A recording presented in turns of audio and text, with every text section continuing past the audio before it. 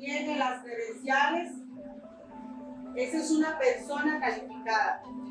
Workers' Justice Project, it's an organization, it's a worker center that welcomes every worker who wants to get educated, who wants to organize, who wants to transform their workplaces in dignified and safe jobs. Founded in 2010, the Workers' Justice Project not only empowers its 12,000 members, but also fights to create fair labor standards within three main industries: construction, cleaning, and app delivery work for low-wage immigrant workers. Most of the workers that we work happen to be gig workers, workers who have been completely excluded from labor protections, such as minimum wage laws, health and safety protections, and other labor protections that are guaranteed to workers. And what we're seeing is that more and more women are entering the gig work economy. Part of our work is not only to empower all workers, but also create a safe space for women to organize. The day we visited, several Latinas were gathered to learn about their rights when it comes to construction jobs. Un sistema en la barandilla. Now today, you're empowering these women by giving them classes on what? On how to work in a construction site? So it's a combination of health and safety and leadership development training. It's transformational. And our goal is, our training is not just focusing on making sure workers obtain the certification or learn about health and safety, but the health and safety training program is focusing on empowering women to understand that the value they bring and how important they are in their communities. These women, many of who are Latina, not only get the tools they need to thrive in their work environments, but also become part of a community where they no longer feel alone. When they get here, they understand, first of all, that nothing can stop them into thriving. Second of all, understanding that they're not alone, that there is a group of women who are fighting together for that dream. Third, understanding that there's value when they come together. So sometimes when we finish these classes, they create a WhatsApp group and a support system in terms of collectively finding jobs, sharing spaces, going together, right? Building community. When they leave this space, they didn't just left with a health and safety certification.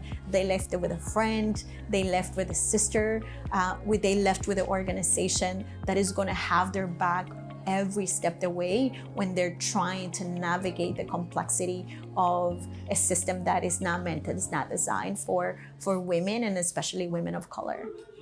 Porque pues antes por falta del idioma yo no me sabía expresar.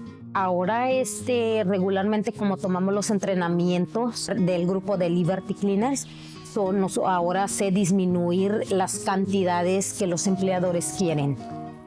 CUNY professor and film director Cynthia Tobar is currently shining a light on the Workers' Justice Project by producing a documentary called Mujeres Atrevidas that not only highlights the important work the organization does, but also chronicles individual stories like Meche's.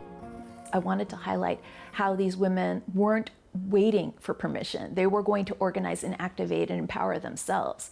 And I really wanted to follow those stories and those trajectories because a lot of these stories are silenced. New York City's newest immigrants often find prospective work by waiting long hours on street corners in every borough. There are these women waiting under extreme conditions, basically not knowing where their next employment will come from or how fairly they will be treated by that employer. And it's pretty treacherous, it's pretty risky. And the corner also creates a complex and unfair hiring process. Many of the women end up working with employers who steal their wages, want to pay below the minimum wage, employers who actually abuse them by putting them at higher risk, doing dangerous jobs. And sometimes many of the women have experienced sexual harassment in the workplace by employers who feel that they can abuse because of the informality of the employment relationship. But the most important relationship for these women is the one they have with their families and the money they have to earn to provide for them. It's a facet of the Latina community that Cynthia's film will bring to the forefront. Immigrants make things happen in New York. They've always been the backbone of the city and the city's economy. And I'm thinking about analyzing and exploring that further in the film and its relationship to labor in New York City. It's more than just the film. It's about supporting and amplifying these strong women and their stories of resilience and grit to do what generations of Latinas have done for centuries, right? We stick it out for our families and we do it for our own, and to amplify and to promote that, because we're a very strong culture.